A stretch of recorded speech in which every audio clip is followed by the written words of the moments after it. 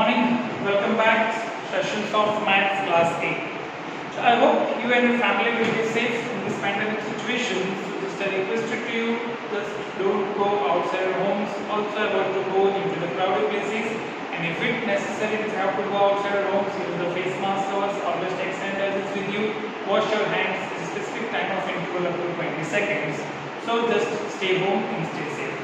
Now the students that we are discussing about the chapter 14 is factorization. In the previous two parts we are discussing about how we can be factorized the numbers which is in terms of 2 terms, 3 terms or 4 terms. It may be in the form of perfect square or maybe a different type of identities like a plus b whole square, a minus b whole square or maybe a square minus b square. These are the identities regarding we are solving the different type of the examples which should be available in the exercise 14.1 and 2. Still, we are discussing about some of the questions. If the 3 terms are there, generally we find the factorization like this. Factorize, right? In the terms of factorization, if I take a number, we generally a first term is a perfect square, but last term is not a perfect square, like p square plus 6p plus 8, right? In the previous section, we discussing about if the first term and last term will be a perfect square and both are positive, then we can directly convert it into the form of whole square, a plus b whole square or a minus b whole square by multiplication 2 into first term into last term. But while seeing this question, the last term is not in a form of perfect square. So the last term is not in a form of perfect square, then what we have to do to convert in a form of perfect square? Generally, the nearby numbers of a perfect square is what? It is a 9. It is only a part of 9. So when we have to be solve this equation, p square first term, 6p means 2 into first term, p into last term will be 3. Then 3 to the 6. If we have to convert this term, first term is the p square, 2 into p, then 3 plus 3 square, right? Then it should becomes in a form of 9. P square is what? 9. So we have to make a minus 1. Okay. तो 9 करके हमें क्या करना पड़ेगा? Value को minus करना पड़ेगा. So therefore, if we multiply p square plus 6p plus 9 minus 1. So this is becomes a perfect square. Perfect square of 6 number p plus 3 whole square. p plus 3 whole square and minus 1 whole square. Minus 1 का square क्या होगा? 1 होगा. This is the form of a square minus b square. a minus b and a plus b के साथ इसको expand कर सकते हैं. So in one bracket p plus 3 minus 1 under bracket p plus 3 plus 1. So the answers become p plus 2 in another bracket p plus 4. So by using this method, if the last term is not in a form of perfect square, by using this method you can easily convert it into the form of perfect square. Easily can you find the perfect square method by applying the terms of x square minus b square, right? So like we are taking another example, p square plus 6p, like I will take minus 16. I will take minus 16. Okay, another question, similar, p square plus 6p minus 16.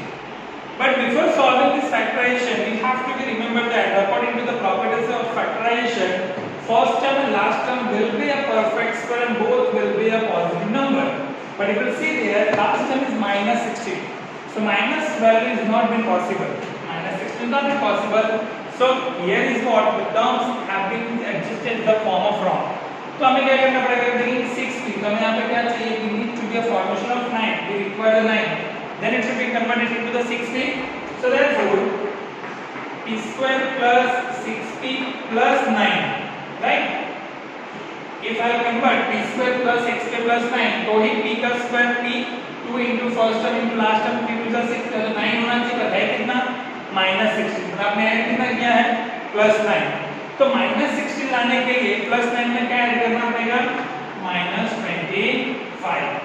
minus 25 को add करोगे plus 9 तो कितना मिलेगा आपको? minus 16 मिलेगा. तो ये जो वैल्यू है परफेक्ट स्क्वायर किसकी है? p plus 3 का होल स्क्वायर और minus 25 किसका होल स्क्वायर होगा? 5 का square. p plus 3 whole square minus 5 square. इसको एक ब्रैकेट में आप लिखेंगे p plus 3 minus 5. दूसरे ब्रैकेट में आप लिखेंगे p plus 3 plus 5. So therefore p p minus 2, दूसरा ब्रैकेट होगा p प्लस 8। तो ऐसे जनरली आप फैक्टराइज कर सकते हैं by using the numbers which is not in the forms of the perfect square. तो परफेक्ट स्क्वायर में नहीं है तो आप उसको परफेक्ट स्क्वायर में कन्वर्ट कर सकते हैं by implementation of the powers of a square minus b square, उस टर्म का यूज करके converted into the perfect square, और परफेक्ट स्क्वायर में कन्वर्ट करने के बाद आप उस पे a square minus b square के फॉर्मूला को अप्लाई करके इसकी आइडेंटिटीज जो है उस आइडेंटिटीज को इजीली आप सॉल्व कर सकते हैं। You can easily solve this identities regarding this form. ठीक है, चलिए अब जो क्वेश्चन हम करेंगे उसमें डिवीजन कॉन्सेप्ट यूज करेंगे। कैसे नंबर्स को आप डिवाइड कर सकते हो as a form of division, जो आपके 14.3 और 4 एक्सरसाइज में दिए हुए हैं उस क्वेश्चन को थोड़ा सा समझते हैं कि कैसे आप ऐसे क्वेश्चंस को इंप्लीमेंटेशन कर सकते हैं, how you can be solve this type of question. तो ऐसे अगर आप देखेंगे तो थोड़े से क्वेश्चंस जो है रिगार्डिंग टू 14.3 और 4 उसमें डिवीजन के कॉन्सेप्ट आपको ज्यादा दिए हुए हैं।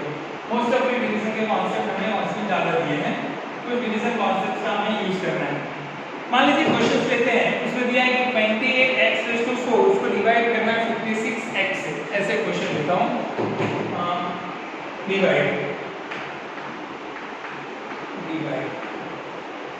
डिवाइड करके आपको उसके पॉलिनोमियल टर्म्स फाइंड आउट करने हैं। पहला नंबर लेते हैं 28x⁴ डिवाइडेड बाय 56x। ठीक है, 28x⁴ डिवाइडेड बाय 56x। अब 28x⁴ डिवाइडेड बाय 56 तो दोनों को न्यूमरेटर डिनोमिनेटर में लिख के आप उसका कॉमन टर्म्स का यूज करिए। 28x⁴ divided by 56x। ठीक है, तो 28 के अगर आप कॉमन टर्म्स यूज करेंगे तो 2 * 2 4, 4 * 7 28, x * x * x * x, 4 times x आपको लिखना है, डिवाइडेड बाय 56 है। 56 अगर आपको लिखना है तो क्या होगा, 8 7 56, 2 2 4, 4 2 8, 8 7 56। तो लिख दीजिए 2 * 2 4, 4 2 8, 8 7 56 * x। चलिए सारे नंबर्स को आपने इंप्लीमेंटेशन ले लिए, x⁴ है वहां पे x⁴ है, तो आप उसको एलिमिनेट कर सकते हैं। जो नंबर्स एलिमेंट है उसको एलिमिनेट कर देंगे। 2 और 2 एलिमिनेटेड हो गया, 7 और 7 एलिमिनेट हो गया, x और x एलिमिनेट हो गया। रिमेनिंग रहा आपके पास x³ अपॉन 2। ठीक है, क्या हो गया, x³ अपॉन 2। आंसर क्या मिलेगा, 1/2 x³ ऐसा भी आप लिख सकते हैं, 1/2 * x³ ऐसे भी आप लिखेंगे तो भी आंसर आपका राइट होगा। ठीक है, तो ऐसे जनरल फॉर्म्स में आप डिवीजन कर सकते हैं। That should B implementation is a part of division. चलिए थोड़ा सा दूसरे तरीके का क्वेश्चन लेते हैं कि -36y³ डिवाइडेड बाय 9y²। ऐसे क्वेश्चन लेते हैं, -36y³ divided by 9y²। Okay, इस टर्म्स का यूज करते हैं form of division. So -36y³ divided by 9y²। 36 का अगर आप इंप्लीमेंटेशन करते हैं तो 2 to the 4, 4 to the 12 and 12 to the 36, ऐसा आप उसकी इंप्लीमेंटेशन कर सकते हैं। चलिए आप लिखेंगे, सॉरी माइनस साइन तो minus 2 * 2 4, 4 to the 12, 12 to the 36 upon y³ divide 9, 3 * 3 * y²। This 3 and 3 eliminated, -4 y³ -2, तो -4y। आंसर क्या मिलेगा आपको, -4y। तो जनरली कोई भी नंबर्स को ऐसे फॉर्म्स में आप डिवाइड करते हैं तो उसके जो कॉमन टर्म्स होते हैं उसको आप एलिमिनेट करके जो नंबर्स रिमेनिंग है उसको आप लिख सकते हैं as a part of the coefficient, और उसके पावर्स को भी आप ऐड कर सकते हैं। चलिए एक दूसरा क्वेश्चन लेते हैं। ऐसे डिवीजंस के क्वेश्चन आपको दिए हैं पूरा 14.3 और 14.4 एक्सरसाइज के अंदर, उसको ऐसे ही आपको सॉल्व करना है। Entire questions that should be belongs as a part of the division के कॉन्सेप्ट में हमें पूरा कॉन्सेप्ट जो उसको सॉल्व करना है। We need to solve the entire concept. एक डिफरेंट फॉर्मेशन लेते हैं, लाइक 12a⁴ और b⁴ ऐसा ही क्वेश्चन लेते हैं। 12a⁴ और b⁴ 12a⁴ and b⁴ divide the concept use कर रहे हैं। we are moving on to the section of division। divide 12a⁴ and b⁴ divided by minus, यहाँ पे लिखें 6। अभी यहाँ पे a और b का कॉन्सेप्ट लेना है, पर दोनों में डिफरेंशिएशन लेना है। a के पावर को आप कंसीडर करेंगे 6, जबकि b के पावर को कंसीडर करेंगे 4। a raised to 6 into b raised to 4, ठीक है। तो अभी ऐसे क्रम जो दिया उसको सबसे पहले तो आप न्यूमरेटर डिनोमिनेटर के फॉर्म में आप पहले अप्लाई कर दीजिए। So 112 a raised to 8 b raised to 8 divided by minus 6 a raised to 6 and b raised to 4। Simple. 12 का अगर आपको फैक्टराइजेशन करना है, if you need to be factorise 12, तो उसको आप सिंपल फॉर्म में न्यूमरेटर डिनोमिनेटर a और b के टर्म्स में आप लिख दीजिए। क्या लिखेंगे? -12/6 into a raised to 8 upon a raised to 6 into b raised to 8 upon b raised to 4, ठीक है। यहाँ लिखते हैं -12, तो 1/2 हो जाएगा। क्या हो जाएगा? 1/2 हो जाएगा, सॉरी -2 हो जाएगा। सो -2 यहाँ a raised to 8 into 6 into b raised to 8 -4, क्योंकि डिवीजन में है ऊपर साइड जाएगा तो माइनस हो जाएगा। तो आंसर मिलेगा -2 a square b raised to 4, -2 a square b raised to 4। ऐसे जनरल टर्म्स में आप इसको डिवाइड करके इजीली सॉल्व कर सकते हैं। तो ये तो केवल एक टर्म्स का डिवीजन था। एक से ज्यादा टर्म्स का डिवीजन दिया तो कैसे सॉल्व करेंगे? एक से ज्यादा टर्म्स दिए तो उसको कैसे सॉल्व करेंगे? मान लीजिए एक एग्जांपल लेता हूं, उसमें एग्जांपल लेते हैं 5x square minus 6x। ऐसे एग्जांपल लेता हूं 5x square minus 6x, इसको मैं डिवाइड करता हूं 3x। Let me divide this number with 3x। आगे आपने जितने भी क्वेश्चंस अभी डिवाइड किए वो सिंगल नंबर्स डिवाइड कर रहे थे। यहाँ पे दो टर्म्स हैं, यानी कि बायनोमियल है। आगे वाले जो क्वेश्चंस थे मोनोमियल थे, अभी जो क्वेश्चंस हम डिवाइड कर रहे हैं बायनोमियल टर्म्स के। तो बायनोमियल टर्म्स के हैं तो दोनों के डिवीजन में क्या आना चाहिए? 3x आना चाहिए। वो having a part of the 3x।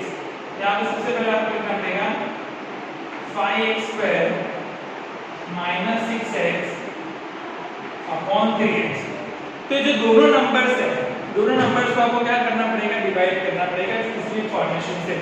तो यहाँ से सबसे पहले आप x और x को ऐसे एलिमिनेट कर सकते हैं। सिंपल टर्म्स में अगर आप देखें कैसे एलिमिनेट करेंगे? सॉरी कॉमन लेके करना पड़ेगा। आगे भी x है, आगे भी x है हमारे पास। सो x यहाँ से कॉमन ले लीजिए, तो रिमेनिंग हो जाएगा 5x minus 6 upon 3x। तो ये x पर x एलिमिनेट हो गया, तो वैल्यू मिली आपको 5x minus 6 upon 3, ठीक है। 5x minus 6 upon 3। तो अभी आप डायरेक्ट इसको आंसर्स के फॉर्म में रख सकते हैं। कॉमन ले लिया, अब इसको आंसर्स का मतलब 5x/3 -2 भी आप लिख सकते हैं। 5x/3 -2 भी आप लिख सकते हैं, 6/3 2 लिख सकते हैं, और लेकिन 5x/3 भी लिखना पड़ेगा। तो अब यहाँ तक लिख के इसको आंसर के फॉर्म में कंसीडर कर सकते हैं 5x - 6 upon 3।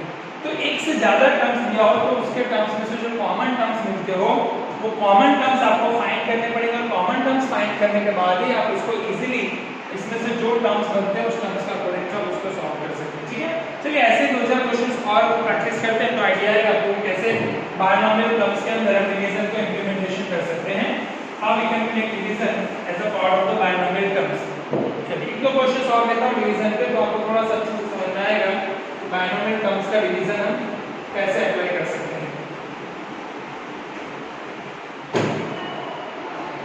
तो बायनोमियल टर्म्स हो या ट्राइनोमियल टर्म्स हो, कोई भी टर्म्स आपको दिया हो डिवीजन फॉर्मेशंस में, तो उसके लिए आपको इंडिविजुअली वो सारे नंबर्स उसके डिनोमिनेटर के फॉर्म में लिखने पड़ेंगे। तो जैसे एक नंबर लेते हैं, उस नंबर्स के अंदर आप कंसीडर करो कि x³ + 2x² + 3x। ऐसा एक नंबर लेता हूं, चलो एक नंबर लेता हूं x³ + 3x² + 2x, ठीक है। ऐसे नंबर लिए x³ + 3x² + 2x। चलो चेंज कर देते हैं, यहाँ 2x² कर देते हैं तो इजी हो जाए थोड़ा सा, और यहाँ 3x कर देते हैं जो आपके बुक में दिया है। x³ + 2x² + 3x, इसको डिवाइड करना है आपको 2x से। किससे डिवाइड करना है आपको? 2x से आपको इसको डिवाइड करना है। अभी आपको इसको 2x से डिवाइड करना है, तो एंटायरली फॉर्मेशन जो है इसको आप पहले न्यूमरेटर डिनोमिनेटर के फॉर्म में लिख दीजिए। x³ - 2x² + 3x divided by 2x। ठीक है। अगर n का जो न्यूमरेटर है, न्यूमरेटर में से कॉमन टर्म आपको क्या मिलेगा, x मिलेगा। x कॉमन हो जाएगा x² plus 2x plus 3 divided by 2 into x। x और x एलिमिनेट हो जाएगा तो टर्म्स मिलेगा x² plus 2x plus 3 divided by क्या मिलेगा, x² plus 2x plus 3 divided by 2। तब 2 को ऐसे कॉमन आप आगे भी लिख सकते हैं, ऐसे फॉर्मेशंस में आप ऐसे लिख सकते हैं 1/2 ब्रैकेट में x² प्लस 2x प्लस 3। तो ऐसे 1/2 को कॉमन फॉर्मेशंस के अंदर भी आप इसको लेके सॉल्व कर सकते हैं। तो ऐसे जो है वो डिवीजन फॉर्मेशन दे सकते हैं। अब जो क्वेश्चन हम सॉल्व कर रहे हैं उसमें तो बायनोमियल ट्रायनोमियल को आप किससे डिवाइड कर रहे हैं, मोनोमियल से। अब मान लीजिए डिवीजन बायनोमियल है, जैसे एक क्वेश्चन लेते हैं इसमें डिवीजन ही मेरा बायनोमियल, डिवीजन मुझे दो टर्म से करना है, जैसे 10x - 25 10x - 25 डिवाइडेड बाय, अभी ये जो डिवीजन हमें करना है बायनोमियल टर्म से करना है तो दो टर्म्स लेने पड़ेंगे, एक ले लेता हूं 2x - 5। अभी आगे आपने जितने भी क्वेश्चन सॉल्व किए हैं ना, उस क्वेश्चंस के अंदर हम क्या सॉल्व करते थे कि टर्म्स जो है वो मोनोमियल बायनोमियल ट्रायनोमियल कुछ भी हो, लेकिन डिवाइड आप उस मोनोमियल से करते थे। अभी जो क्वेश्चन हम सॉल्व कर रहे हैं उसमें दोनों डिवीजन जिसको कर रहे हैं ना, जिससे डिवाइड कर रहे हैं, दोनों कौन से टर्म्स है आपके, बायनोमियल टर्म्स है। तो 10x - 25 है, डिनोमिनेटर में क्या आपके पास, डिनोमिनेटर में है 2x - 5। तो दोनों इक्वेशंस को पहले इंप्लीमेंटेशन करके न्यूमरेटर डिनोमिनेटर के फॉर्म में लिख दीजिए 10x - 25 डिवाइडेड बाय 2x - 5। ठीक है। अभी 10x - 25 में से जो टर्म्स कॉमन निकलता है उसको आप कॉमन इंप्लीमेंटेशन कर सकते हैं, लेकिन इसलिए फाइंड द कॉमन टर्म, तो 10x - 25 में से करेगा, इन दोनों में से 5 कॉमन हो जाएगा, ब्रैकेट में होगी 2x - 5 और डिनोमिनेटर में भी आपके पास क्या है 2x - 5, तो एलिमिनेट हो जाएगा, रिमेनिंग टर्म्स क्या मिलेगा आपको, 5 मिलेगा। क्लियर हो रहा है। तो ऐसे जब भी एक से ज्यादा टर्म्स को डिवाइड करना हो तो या तो न्यूमरेटर हो या डिनोमिनेटर हो, उसको स्पेसिफिक फॉर्मेशन में कन्वर्ट करने के बाद आप उसको इजीली डिवाइड कर सकते हैं। Implementation of this type of method आप इससे उसको सॉल्व कर सकते हैं। ठीक है। तो एक दो क्वेश्चन सॉल्व प्रैक्टिस करते हैं, इससे तो थोड़ा सा क्लियर होगा कैसे सॉल्व करना है डिवाइड, क्योंकि ये मोस्टली आपका लास्ट टॉपिक ही है इस चैप्टर का, कैसे हम उसको डिवाइड करना है, कैसे डिवीजन के फॉर्मेशन में फाइंड करना है। तो एक आध क्वेश्चन और जो ऐसे फॉर्मेशन में जो डिवीजन का है, डिवीजन के फॉर्मेशन के एक आध क्वेश्चन और उसमें हम इंप्लीमेंट करते हैं। जैसे टर्म्स ले, जैसे 10y क्वेश्चन लेता हूं वहां पे, क्वेश्चन नंबर 4 10y, ठीक है। 10y जो है उसके अंदर आप ब्रैकेट्स बना रहे हो, ब्रैकेट्स के अंदर एक वैल्यू लिखेंगे जिसकी वैल्यू होगी 6y + 21। ठीक है, क्या होगी 6y + 21, 6y + 21 bracket over n divide. ठीक है, ध्यान रखिएगा 10 in bracket 6y + 21 divided by 5 in bracket 2y + 7, 5 in bracket 2y + 7। ऐसे टर्म्स को आपको डिवाइड करना है, you have to divide this type of terms. तो डिवाइड करने के लिए सबसे पहले तो as a formation of numerator और डिनोमिनेटर लिख दीजिए 10y 6y + 21 divided by 5 2y + 7। ठीक है, 2y + 7 ऐसा टर्म्स बनेगा। अभी हम क्या करेंगे कि ये जो फॉर्मेशन जो हमारा बन रहा है इसमें से भी जो कॉमन टर्म्स अगर निकल रहे हैं ना, तो आप कॉमन टर्म्स को इंप्लीमेंटेशन कर सकते हैं। जैसे देखिए 10y अगर मुझे लिखना है तो लिखूंगा 5 × 2y। अभी इन दोनों में से अगर मैं लिखूंगा तो 3 मुझे कॉमन मिलेगा, ब्रैकेट में हो जाएगा 2y + 7 डिवाइडेड बाय 5 ब्रैकेट में हो जाएगा 2y + 7। 2y + 7 कैंसिल, 5 और 5 कैंसिल, सो 2y × 3 आंसर क्या मिलेगा आपको 6y। क्या मिलेगा आंसर 6y। तो ऐसे जो नंबर्स होंगे उस नंबर्स को इजीली ऐसे फॉर्म्स में आप कन्वर्ट कर सकते हैं। कन्वर्ट करने के लिए सबसे पहले जो टर्म्स दिए उस टर्म्स को आपको क्या करना पड़ेगा कि आपको उसको कन्वर्ट करना पड़ेगा एक स्पेसिफिक फॉर्मेशन के अंदर, और कन्वर्ट करने के बाद you can easily find out which are the common terms, common terms के अकॉर्डिंग टू आप उस वैल्यूज को फाइंड आउट कर सकते हैं। समझ में आया कि कैसे ऐसे फॉर्मेशन में आपको डिवीजन करना है।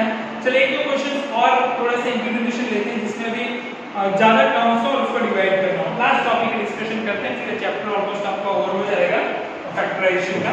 एक तो क्वेश्चन सॉल्व है तो डिवीजन के ही है और थोड़े से अलग तरीके के क्वेश्चन है जो मे भी आपका क्वेश्चन नंबर 4 दिया होगा 14.3 के अंदर, उसको हम सॉल्व करते हैं।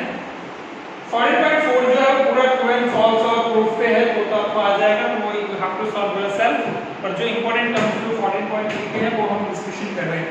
जैसे यहाँ पे एक क्वेश्चन दिया है कि फर्स्ट क्वेश्चन लेते हैं एक्सरसाइज 3 का 5 के बाद ब्रैकेट में दिया है 2x + 1, 2x + 1, उसके बाद तुरंत दूसरा एक ब्रैकेट दिया है।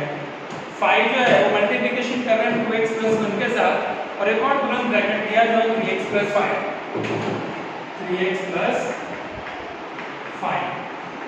इसका जो हमें डिवीजन करना है that I have to divide the value, वो 2x + 1 के साथ डिवाइड करना है। We have to divide this term and 2x + 1, 2x + 1 से मुझे इसको डिवाइड करना है। तो ऐसे टर्म्स को जब भी आपको डिवाइड करना है तो क्या करना पड़ेगा, सबसे पहले तो आप देख लीजिए। पहले जो नंबर है उसको ऐसे लिख देंगे हम 5 in bracket 2x + 1 under bracket 3x + 5 divided by 2x + 1, ठीक है। अभी हमें देखेंगे कि 2x + 1 और 2x + 1 तो ये डायरेक्टली एलिमेंट नहीं हो जा रहा है, दोनों में न्यूमरेटर डिनोमिनेटर है, तो क्या था आपके पास 5 × 3x + 5 डायरेक्टली आप लिख सकते हैं। रिमेनिंग टर्म्स क्या था आपके पास 5 × 3x + 5, ठीक है। तो डायरेक्टली ऐसे भी टर्म्स को आप इजीली कंपेयर करके हम उसको सॉल्यूशंस के फॉर्म में कन्वर्ट करके सॉल्व कर सकते हैं, ठीक है। चलो थोड़ा सा इससे डिफिकल्ट मूव करते हैं कि थोड़ा सा अच्छे से समझ में आए, ऐसा क्वेश्चन लेते हैं। क्वेश्चन नंबर 2 की तरफ मूव करते हैं। अपने हिसाब से कोई भी क्वेश्चंस को आप इंप्लीमेंटेशन कर सकते हो। जैसे क्वेश्चन लेते हैं जिसमें दो से ज्यादा टर्म्स के फॉर्मेशन दिए हो, 25 + 4 ऐसे नंबर दिया आपको 20 इन ब्रैकेट y + 4, ठीक है। उसके बाद तुरंत दूसरा ब्रैकेट दिया है, वो दिया y² + 5y + 3, y² + 5y + 3, ठीक है। 20 in bracket y + 4 y² + 5y + 3 divided by 5 in bracket y + 4 5y + 4, ठीक है। तो सबसे पहले तो इनको न्यूमरेटर डिनोमिनेटर के फॉर्म में आप इंप्लीमेंटेशन कर दीजिए। 20y + 4 under bracket y² + 5y / 3 divided by 5 in bracket y + 4, ठीक है। अभी इसको हमें बैलेंस करना है। 20 को हम लिखेंगे 5 × 4 अंडर ब्रैकेट y + 4, दूसरा bracket y² + 5y + 3 divided by 5 × y + 4, ये एलिमेंट हो गया 5 और 5 एलिमेंट हो गया। रिमेनिंग टर्म 4 y² + 5y + 3, क्या टर्म्स मिला आपको 4 y² + 5y + 3। तो ऐसे जो नंबर्स है ना, ऐसे नंबर्स को आप इजीली इंप्लीमेंटेशन कर सकते हैं, समझ में आ रहा है।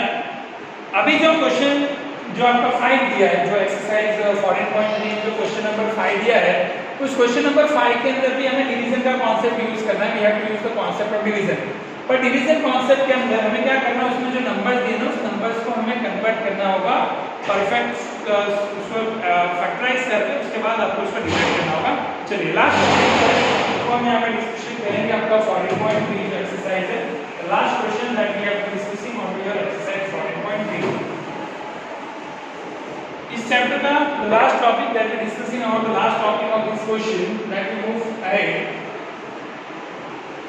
उसमें जो है वो हमें कॉमन टर्म्स दिए नहीं है, पर कॉमन टर्म्स हमें फाइंड करना और कॉमन टर्म्स फाइंड करने के बाद ही हमें उसको सॉल्व करना रहेगा। जैसे क्वेश्चन दिया है इसमें भी उसी क्वेश्चन का यूज कर रहे हैं, डिवाइड का रूल्स कॉन्सेप्ट यूज कर रहे हैं डिवाइड। जिसमें पहला क्वेश्चन लेते हैं। अभी यहाँ पे क्वेश्चन दिया है, तो दिया आपको सिंपल फॉर्मेशन के हिसाब से y² + 7y + 10 ऐसा दिया आपको, y² + 7y + 10 डिवाइडेड बाय, ठीक है। डिवाइडेड बाय क्या दिया आपको y प्लस 5 ऐसा दिया आपको, क्या दिया है y प्लस 5। चलिए y प्लस 5 आपको दिया हुआ है।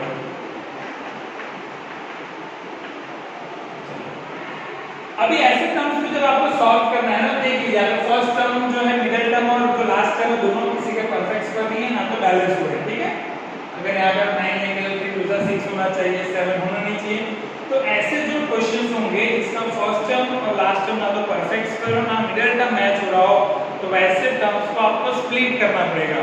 उसका जो फर्स्ट टर्म और लास्ट टर्म जो उसको मल्टीप्लाई करके आपको उसको स्प्लिट करना पड़ेगा। तो 10 जो है उसको ऐसे दो पार्ट में आपको स्प्लिट करना है, जिसका एडिशन कितना मिलना चाहिए 7 मिलना चाहिए। तो 10 को अगर दो पार्ट में स्प्लिट करोगे तो 10 1 10 या तो 5 2 10, यही तो होगा। तो 5 + 2 करोगे तो आपको क्या मिल जाएगा 7 मिल जाएगा। तो यहाँ पे ऐसे लिखेंगे y² + 7y + 10 divided by y + 5। अभी y² + 7y + 10 को आप कॉन्फ़िगर करेंगे तो हो जाएगा y² + 5y + 2y + 10। तो कि 10 को हमें स्प्लिट करके दो पार्ट में कन्वर्ट करके 7 लाना है, तो 5 2 10 डिवाइडेड बाय y + 5। इन दोनों में से कॉमन आपको y कंसीडर करना है, तो हो जाएगा y + 5 + 2 तो हो जाएगा y + 5 डिवाइडेड बाय y + 5। दोनों में से y + 5 कॉमन है आपका, y + 5 in bracket y + 2 divided by y + 5। y + 5 cancel, तो आंसर क्या मिलेगा आपको y + 2। तो ऐसे भी क्वेश्चन दिए रहेंगे जिसको आपको स्प्लिट करके उसको बैलेंस करके उसको डिवाइड करना पड़ेगा, तो ही आप उस क्वेश्चन को इजीली फॉर्मेशन में सॉल्व कर पाओगे। तो ऐसे क्वेश्चंस को भी आपको स्प्लिट करके उसको इंप्लीमेंटेशन में सॉल्व करना होगा। चलिए एक और ऐसा क्वेश्चन लेते हैं, m² - 14m - 32 ऐसे क्वेश्चन लेते हैं। m² - 14m - 32, ठीक है। सेकंड क्वेश्चन, इसको मुझे डिवाइड करना है m + 2 से। क्या है डिवाइडेड विद m + 2,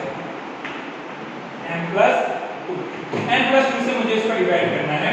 तो सबसे पहले तो ये जो टर्म्स दिया आपको m² - 14m - 32 divided by m + 2। तो यहाँ पे लास्ट टर्म क्या आपके पास -32 है, तो -32 को हमें दो पार्ट में स्प्लिट करना है और आंसर क्या आना है -14। तो 32 का अगर आप स्प्लिटेशन करेंगे तो 16 2 32 होगा। तो उसमें आपको क्या लेना पड़ेगा, एक वैल्यू नेगेटिव और एक वैल्यू पॉजिटिव। 8 4 32 भी होता है, पर 8 और 4 आपको 14 नहीं मिलेगा, तो 16 2 ही है जो आपको इंप्लीमेंटेशन करना पड़ेगा।